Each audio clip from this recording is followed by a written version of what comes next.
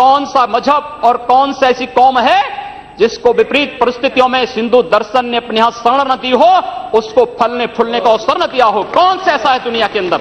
लेकिन आज जिस हिंदू दर्शन ने सबको शरण दी, सबको फलने फूलने का भरपूर अवसर दिया, आज जब उसी के खिलाफ षड्यंत्र होना प्रारंभ होता है तो उसे एकजुट होना तो पड़ेगा ही।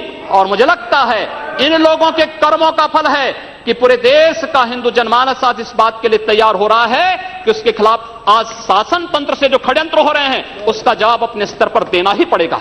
और आज वही स्थिति सामने आई है। महोदय, मैं पूछना चाहता हूं इन लोगों से, जब भारत का मुसलमान हज यात्रा करने के लिए जाता है, महोदय, जब हज यात्रा करने के लिए जाता है, उसकी पहचान तब भारतीय के नाम पर नहीं, पाकिस्तानी के नाम पर नहीं, बांग्लादेशी नाम पर नहीं, भारतीय उपमहाद्वीप का जो भी मुसलमान हज यात्रा करने के लिए जाता है उसकी पहचान हिंदू नाम पर होती है, उसकी पहचान भारतीय, पाकिस्तान या बांग्लादेश के नाम पर नहीं। लेकिन अगर उसी हिंदू पहचान को हम इनके ऊपर यहां पर लागू करने का प्रयास करते हैं, इनको बुरा लगता है। हिंदू सांप्रदायिकता नहीं, हिंदू राष्ट्रीयता का प्रतीक है। और भारत की राष्ट्रीयता का प्रतीक हिंदुत्व को बदनाम करोगे तो उसकी कीमत चुकानी पड़ेगी इन लोगों को। और इसलिए महोदय, मैं आप सबके आपके माध्यम से एक बार कहना चाहता हूं, महोदय, एक बार गुरुदेव रविंद्रनाथ टैगोर ने कहा था, गुरुदेव रविंद्रनाथ टैगोर ने एक बात कही थी। उन्होंने कहा था अगर भारत को समझना है, बैठ जाइए आप, फालतू बात करते हैं। महोदय, उन्होंने कहा, गुरुदेव रविंद्रनाथ टैगोर ने एक बात कही थी और उन्होंने कहा था कि अगर भारत को समझना है तो मैं भारतीय अस्मिता को पहचानना पड़ेगा। और भारतीय अस्मिता को पहचानना है तो स्वामी विवेकानंद के बारे में आप जान लीजिए। स्वामी विवेकानंद ने एक बात कही थी कि गर्व से कहो हम हिंदू हैं। स्वामी विवेकानंद ने एक बात कही थी कि गर्व से कहो हम हिंदू हैं। स्वामी विवेकानंद तो सांप्रदायिक नहीं थे, स्वामी विवेकानंद तो किसी पार्टी के नहीं थे। स्वामी विवेकानंद ने तो भारत का प्रतिनिधित्व किया था पूरी दुनिया के अंदर।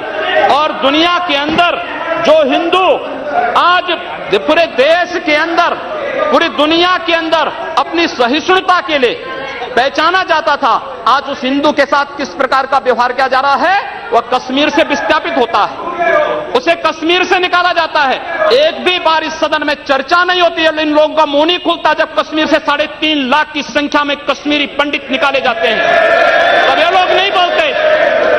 पिछले 2012 में असम के अंदर 3 महीनों तक बोडो जनजाति के लोगों को मारा जाता रहा, कोई नहीं बोला। महोदय, कोई नहीं बोला।